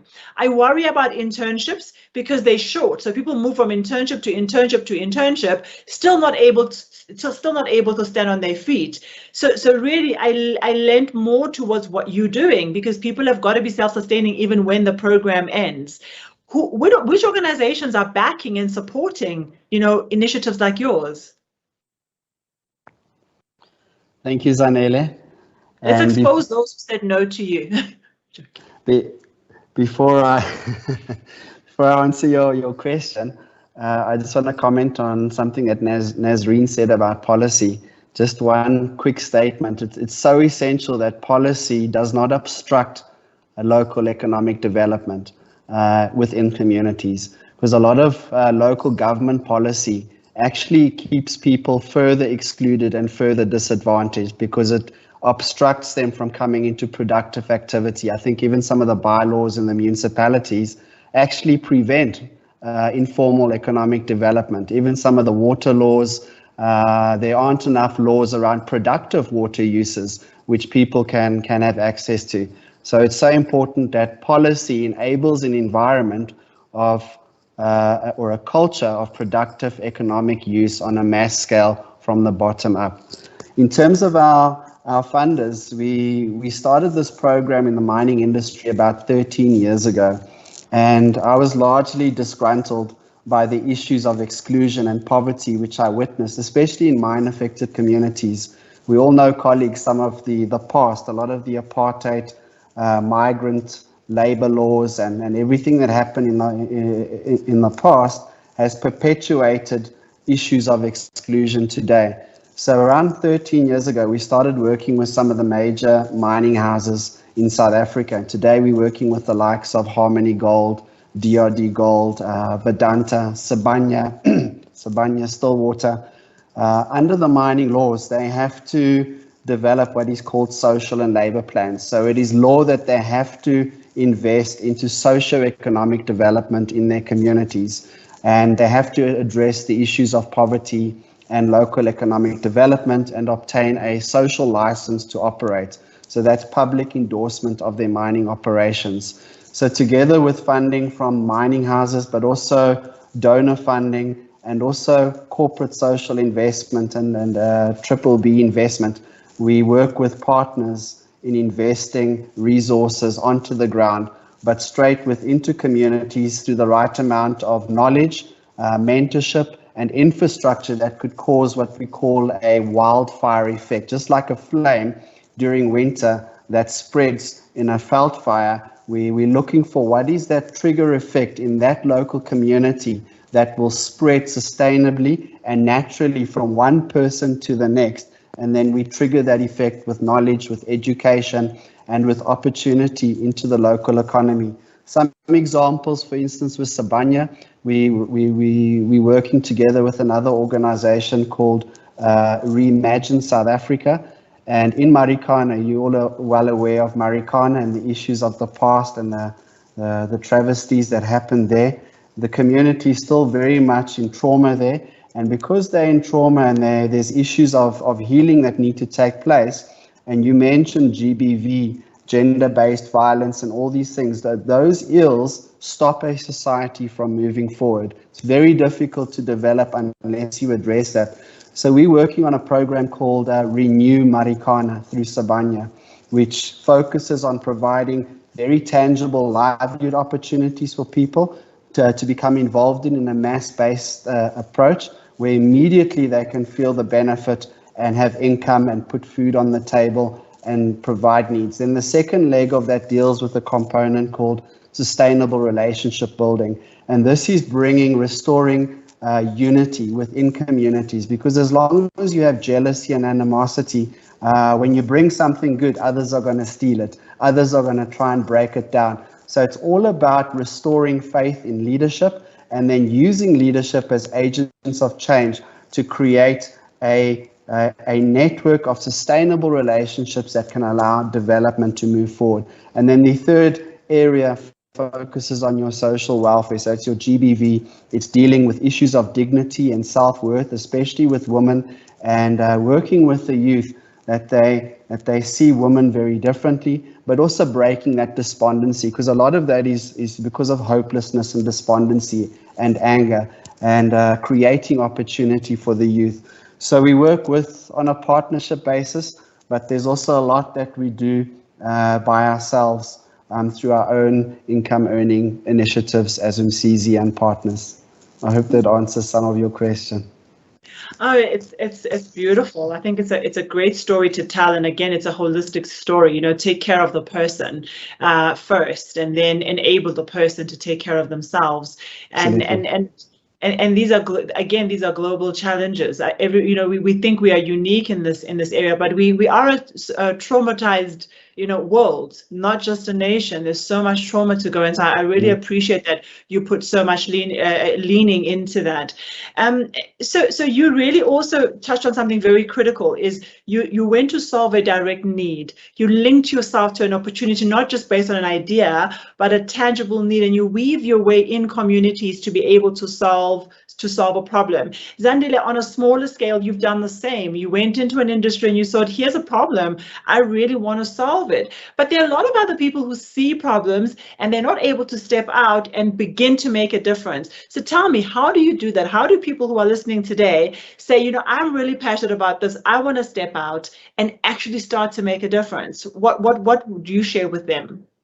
Yeah, I think for me, the best problems to solve are the problems that you've experienced. And that's how I've been able to come up with solutions, because I've been in the space, I've been in a room where I'm the only Black, female in the tech space, and I wanted to do something about it. So I knew what the problem is intimately, and therefore I knew what the solutions could possibly be. So I think, sometimes you look at the world and there's so many things, so many challenges, it can be overwhelming. So start with, what are the challenges you're experiencing in your life? And what are the things that you could do to make it better? Because if it's happening to you, it's happening to other people. I started as myself at a problem that I was experiencing. And over the past 7 years, we've had over 60,000 young girls that have experienced a similar problem, and we've given them a solution. So that's how you create a viral effect. Rather than trying to imagine some fancy drone that solves a problem that doesn't exist. I think that's also what we're seeing in Silicon Valley, where it's solutions to problems that simply don't exist. So you have to start with yourself. That's what I would say to anyone.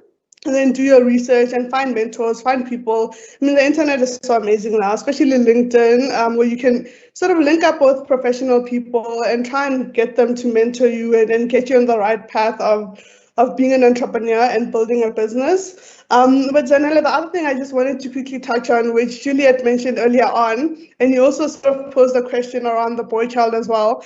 I think, firstly, on an educational level, if we're really going to get this right, where we're going to prepare young kids for future jobs that don't exist, we don't even know what they are. So we have to start at the beginning. We have to start like literally at the very, very early stages, which is one of our programs where we go to primary schools all the way to like grade 3, and we're teaching them about coding, about logic, about creative solutions using technology. And we realize that we can't exclude the boy child, right? At that point, we need to make sure that we've got both the boys and the girls in the classroom so that in the future, we don't need a boy code or take a boy child. You know what I mean? Like, we don't want to reverse the situation. So I think it's quite important that we look at that and try and make sure that we don't make the same mistakes in the future. But for now, because the pipeline and the gap is so huge, we're focusing on young women only that we can put into companies. So it's a balance of like, bridge the gap now, make sure that there's no gap in the future. So we always have to think about that and balancing the two. So that's like my take on that. Thanks, Zandile. Vodacom is launching a Take a Boy Child to School. If you guys spread that rumor with me, Vodacom will be under pressure to actually do it maybe. So let this go viral, that Vodacom is partnering with Cell C, looking at what best practice is, and they're actually doing a Take a Boy Child. And you can swap it, say Vodacom and say MTN, and let's see which one feels the pressure. I like what you're saying in terms of starting it really early. And Nazreen, are you able to lean on education around how education can be better informed to solve for this? Again, I'm going to have the conversation with somebody else, but the machine is turning so slowly in terms of government being able to catch up to enabling education for everybody. There are private institutions that are also coming into the game. How does policy maybe help us to think differently and force different thinking? So it's the policy and practice which are key. I think Juliet and Zandile spoke to the issue of role models. And I think when we're talking about training this cohort of young people, we need to train the mentors and the champions along with them. But to your point, we've also tried to shift it. This whole paradigm. So, often we go to the government or we go to the global leaders to influence policy.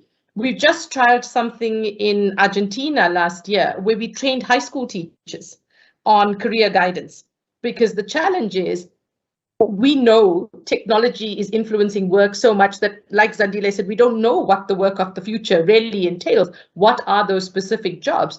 So how do we empower teachers to actually give career guidance, for example, to high school students? How do we explain to teachers what opportunities vocational education offers so that when students are wanting to decide, do I go the academic university route or do I go an alternate pathway, it's the teacher who's capacitated to actually explain what those life choices could mean and to give hope and to give this idea that there's a sustainable career pathway if you do take the apprenticeship route. The traditional trades, yes, electrician, plumber, boiler maker, we know those well in South Africa. But now we're starting to see really exciting areas of apprenticeships come up. I was privileged enough in 2017 to go to the World Skills Competition, and I saw aircraft maintenance apprentices. I saw it was in Abu Dhabi. They had a helicopter in the convention center and students were working on it. We're seeing digital technologies emerge now. Microsoft is just doing something really exciting called Global Skilling Initiative. It's free training on micro-credentials that are industry recognized. They've trained 30 million people to date on it. Now, for me, it's really about shifting. And when I said paradigm shift, it's also about breaking our cycle of, well, you're only worth something if you have a university degree. So we're saying there's options. You can go the apprenticeship route. You can also look at micro-credentials as the opportunity to build stackable qualifications. So you can take a slightly longer learning pathway, but you're learning those skills. You're moving from learning to earning relatively faster, but you're building your knowledge, your skills, you're banking those micro-credentials. So UNESCO, for example, has built something targeted at migrants. So, often migrants don't come with papers to prove what their qualifications are, but their experiential knowledge is so fantastic that you can put them, give them a skills test and they can show what they're doing. We can apply something similar to South Africa. And, over a period of time, you can build your qualification yourself. You can move horizontally, vertically through the system. You can change careers as you find things that fascinate you or interest you. And I think that's where policymakers can be influenced, that we can break the boundaries, we can break these very strict definitions that we have on what is a qualification, what is a valuable qualification, how do you earn respect and recognition in your community, and those are the important areas of work that I think in turn influence policy, and that policy influences practice. And John Mark, you said something earlier about policy, and I think sometimes the bureaucracy that we deal with, particularly in South Africa, but not just, means that we often learn ways to bypass the system, or we're successful in spite of the system. And I think we need to break that down. How can we work with our policymakers? Because we have the same interest and we have the same outcome at heart, but we can sometimes make life really difficult. And I think we've seen as the GAN, let's try different ways to do it. Let's experiment. Let's bring on board willing partners. And I think that's the other thing. Trust and the willingness of the political world, the business world, and the community interest is key. Thank you, Nazreen. Very insightful. I love the examples of the examples that you've given, examples that I've also followed on really helping people to build stackable skills. And the world is recognizing that now. The world is recognizing there's a difference between a piece of paper from a university. Like I tell my son, it's just a piece of paper. You're going to spend 3 years just getting a piece of paper. What's more important is what you can do. And organizations are really starting to enable and accept people who are really brilliant. When you've managed a lot of people, you see there are people with the most amazing qualifications on paper, but you're lucky to get your money's worth out of them, in any given month, or it's just never going to happen. And there was a movement a couple of years ago to even remove the need for a degree, but rather to have a look at the experience and the competency of the person. That is going to be a fantastic world that I definitely want to live in. Juliet, from a South Sea point of view, especially since you sit as the Chief HR Officer, productivity is key. How are you as an organization thinking about productivity versus people coming in with papers? Yes, absolutely, Zanele. It's, the general theme with the future of work, we need to make the mindset shift. So talking to your point about qualifications, definitely, if you look at the speed of change, one cannot afford, 3 years, 4 years, 5 years, whatever, to actually enable to equip yourself with the skill. Just the world is just moving at a fast pace. So for us, it's a combination, I guess. You'll never completely do away with formal university education, but you also need learning to be quite agile. So in our space, for instance, we're putting a lot of emphasis on areas like learnerships. There's been mentioned, Nazreen has been talking about apprenticeship, which also then gives the practical experience. So through some of our initiatives, I've earlier alluded to data science, for example. Our data science academy, we also run data engineering learnership as well. Within a year, we've built those skills. So we took an inward and an outward approach. We went and looked for youth who are unemployed and take them through a whole battery of tests to make sure that we were confident that they could, grapple with the material and be successful. And then internally, as part of our reskilling, so we're taking our own staff and actually equipping them with new skills in line with the future of work, fourth industrial revolution, and our own digital transformation journey.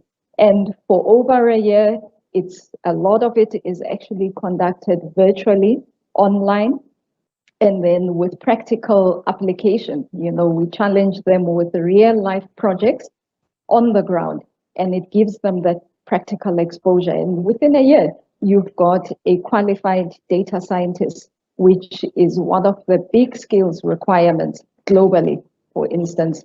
So I really think it requires that mindset shift, and that keeps, mindset shift, changing, moving people where you probably would have certain skills being redundant, you then develop your own people to equip them, upskill them with new skills that are required for the business. So that's how we're boosting productivity. And I think there's so much gain in that. It's productivity, it's engagement, it's career development, which a lot of people complain about, So you're giving that pipeline for them to develop themselves. And it's skills they can use internally, and you've prepared them for the market as well. So yes, I think that's definitely our approach, Sanele. I love it. I mean, it's sounding, I'm not talking to any of the other telcos, but it sounds like, Celsi really is thinking quite differently, and you're talking about things that you're actually implementing. So I think it's really impressive. I also think that I think if we had to look at some of the stuff that you've also spoken about, there's a mindset issue there as well, in that you are coming up with initiatives and implementing them in the organization. The complaints are not always about that I'm not getting the opportunity. People complain even when they get the opportunity. Why are we stuck with this mindset of people? And Nazreen, you keep on giving me comfort by saying it's not just South Africa. Please tell me it's not just South Africa, where even we as a people are not agile enough. We're not moving ourselves fast enough to get experience, to move from one organization to the next, to be value focused every single day. What is in the fabric that's creating a society that's really, that's struggling to do for themselves that which we know is good for them? I'll start with you, Nazreen. Jean-Marc, you can come in next, and Zandile. I think there's often this question: who's responsible for learning? Is it the organization that drives learning? And we've now said, well, it's a combination, because it's the individual interest, it's the individual passion and commitment. And I think this is where the issue of lifelong learning comes in. And we're seeing more and more these issues of upskilling, reskilling, new skilling, and lifelong learning. That's the building blocks of any meaningful agile system. So you have to be self-empowered to drive your own learning. You need a system to give you opportunity. And this is where the examples that Juliet, Zandile, even Jean-Marc have identified, they're creating these frameworks, these systems to participate within. But ultimately, it's self-driven, I think, it's the key. I think there's also an interesting dynamic within the private sector at the moment. We've just worked as the GAN with the World Business Council for Sustainable Development to develop a guide for HR executives on training for the future of work, how to develop your workforce. Because the challenge in organizations is, up to now, HR hasn't been given the room to be really strategic. And suddenly, with the workforce development issue and the need for a strategic workforce, HR is front and center in shaping how organizations respond to the future. So how do we capacitate HR policy, learning and development policies? How do organizations understand that HR has a place at the table when determining the organizational strategy? So I think it's a fascinating time, but ultimately we need that public system, the private system, really to function smoothly, to give opportunity, but we also need to create our own opportunity. And I think Zandile is a fantastic example of how you create your opportunity, even in the face of challenges. And I think more and more role models like that are needed to break the cycle that we have. I think, part of the challenge with our work is working with generational unemployment. So, Jean-Marc, I think you spoke about hopelessness. So how do we create hope? And how do we show that even if you can't find a job now, it's still worthwhile studying or getting some kind of experience and knowledge, and you will find something in the future. So it really is about that. We keep coming back to this mindset and the paradigm shift. And it's so much more than just technical skills, skills policy, organizational policy. It's about creating a movement, I think. Yeah, yeah. I love it. Thank you. Thank you for your response. Who else wants to lean into that?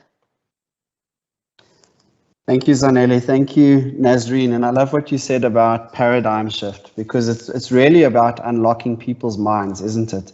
To be agile and to see the environment around them. And I think what has complicated it is the system of how organizations and business have operated. It's almost been old school, where it's been about almost clock in at 8 and clock out at 5, do your time, and that's it. And system organizations have perpetuated that way of working. And I think COVID-19 accelerated change. And on the other hand, you have individuals that are dependent. They're dependent on others creating the opportunity, others enrolling them in this program, others identifying their future progression. And on the individual, it is about self-determination. It's about empowering people to take that self-effort in line with the opportunity within their environment, be it an organization or the community, and really breaking that dependency. And I think it's also a lot about measuring the outcome now, getting people celebrating the outcome of what people are doing and celebrating who they are. So it's rather the output, not the process. And the process should actually encourage innovation. The process should encourage identifying multiple opportunities to grow the organization, and where people can also taste the rewards for their efforts.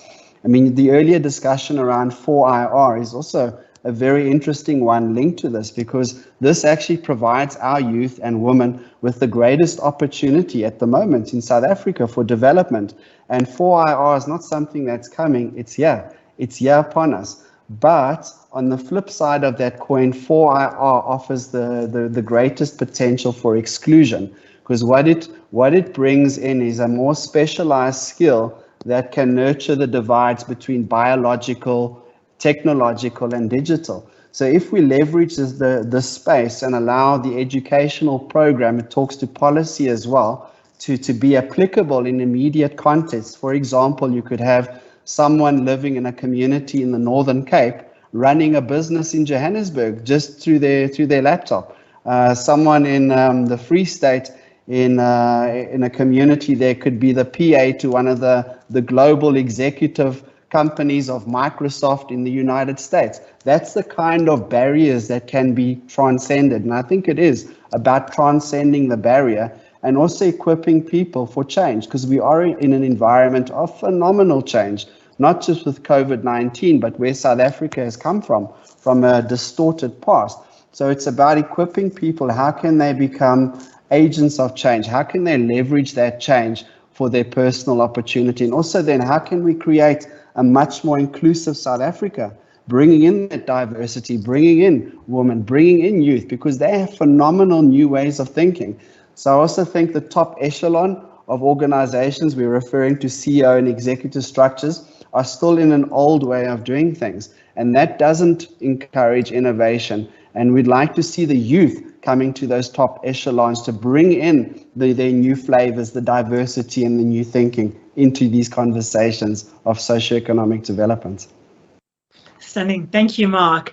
Yeah, I'm going to come back to one question that I want us, and we have enough time, Nazreen and Juliet. You know, we've been having the conversation for many years about HR being strategic. And yes, we've had the conversation, but now the pressure that I see when it comes to ensuring that HR is sitting at the table, and that the conversations that HR are actually having are really around building skills for sustainable environment, sustainable world of work. I really hope that there's room that's going to be made. I believe the room is asking for HR to be very strategic in its input. But while you think about that, Zandile, on what John Mark said, you guys still have hope. Do you still, as a youth, feel excited? Are you ready for the opportunities that are going to be created for you by the world and the demands that we see, and how we are being forced to actually accommodate you better? How is the youth feeling from your point of view as the master youth at the table? Thank you, Zanele. I mean, I think like technology has really opened up so many opportunities. For me, I'm particularly excited about what it brings. Like Jean-Marc said, we're sitting in South Africa and we placed 8 women in the UK. So these young girls that have never been on a plane are now going to work full time, in the UK and live their best lives. Like that's technology, and that's the skills that are like waiting to be, taken and take all these opportunities that don't just exist in South Africa, but globally. So yeah, I'm super excited, and I always say to all my girls in our programs that you have to show up for yourself, right? I can do the work. I can go to Juliet's door and knock and get Chelsea to sponsor us and all of that work. But if you don't show up, if you don't bring 100% of you every single day, give it your best and learn, then there's nothing that anyone can do for you. And so we've seen that women are ready to take over, honestly. Like women are ready to take over the world of technology. With our program that we just launched this year, like one of our learnerships, we had 50,000 women apply in a space of 2 weeks.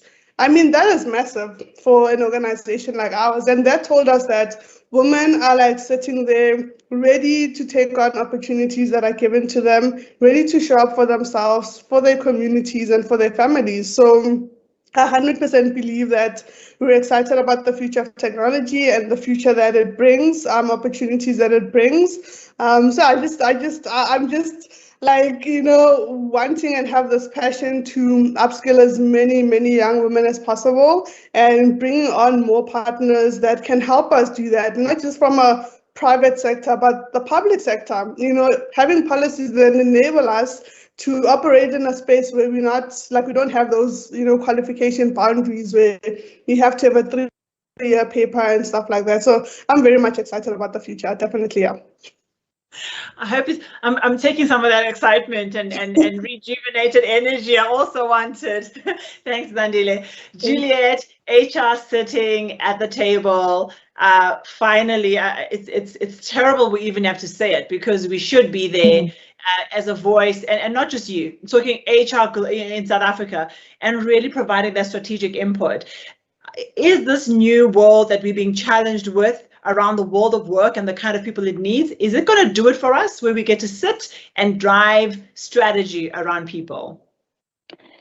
Yes, Zanele, that's a great question. And yes, it's a question that's always been there to say, how is HR viewed? Is it really a key strategic imperative? But I can tell you, me sitting in this space, HR is definitely top of mind. I think COVID just fast-tracked. I mean, we've been talking about 4IR. We had been, for quite a number of years talking about it, but it was at a philosophical level. And COVID just spearheaded us into it. So in fact, I believe that businesses are looking for the strategic side of HR.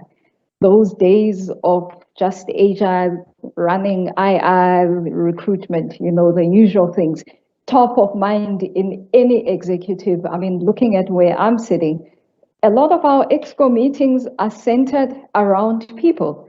Business is grappling with, firstly, future of work, ways of working, hybrid ways of working now. That was HR at the center. We were caught off guard with COVID.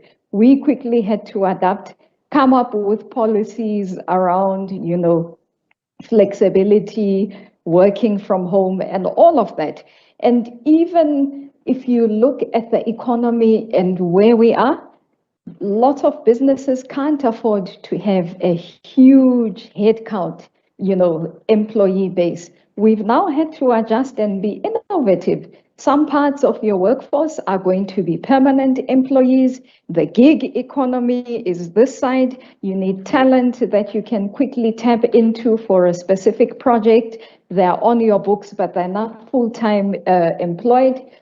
You have to collaborate with other businesses when you're under pressure. I mean, those are interesting things we're busy with, where you have, a staff base again, employees that you can actually share with other businesses instead of you having, permanent employees that increases your staff costs, but you can rotate staff.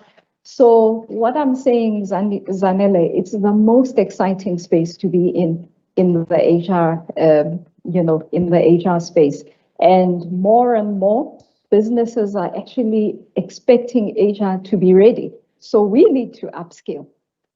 That's what I found. We need to equip ourselves. We need to be on the ball. What does 4II mean? What does digital skills mean?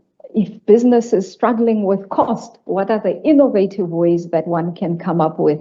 So yes, and I think more and more of us will fall behind if we don't upskill ourselves. It's a mindset again. It's an ability to think strategically in that place and to be able to add that value. Juliet, thank you so much.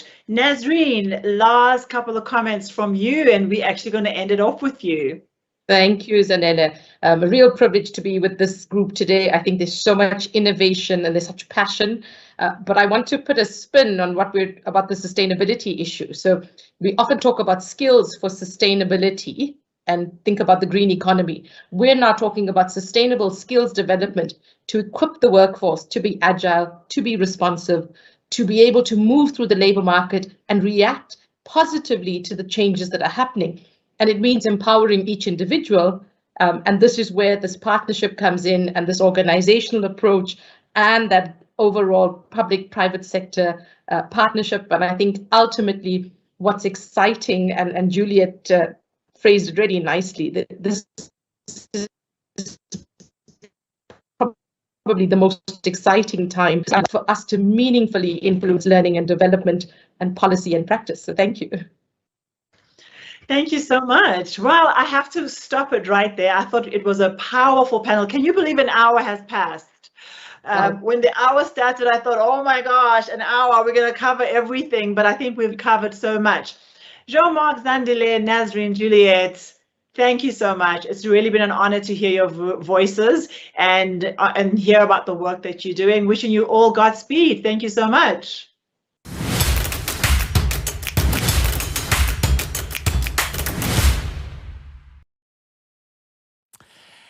And I suppose, yeah, with all that being said, again, I'm hoping that transformation becomes something that inspires you in your own environment to make a difference. Don't forget to keep on tweeting. Don't forget to have conversations with your peers. Introduce yourself. This is also a great time to network. I definitely have made some incredible friends as I've gone along in my work. Corinne Alexander sent out a lovely tweet. He says, want to take more young women and girls and upskill them, pulling young girls out of poverty. That is what is going to unlock the fourth industrial revolution for young people. Rolene, thank you once again. There is work to be done in developing youth into the digital age, empowering them to create a sustainable future for themselves. A lot of work, and I hope you really are inspired. The next conversation that we are stepping into, I had a bit of a check-in when I had a moment, I think is one that's really, it was a difficult one for us to have, but we definitely are going to stay on track as we are talking to you about KZN. And our initial focus was going to be around tourism, and it still is around rebuilding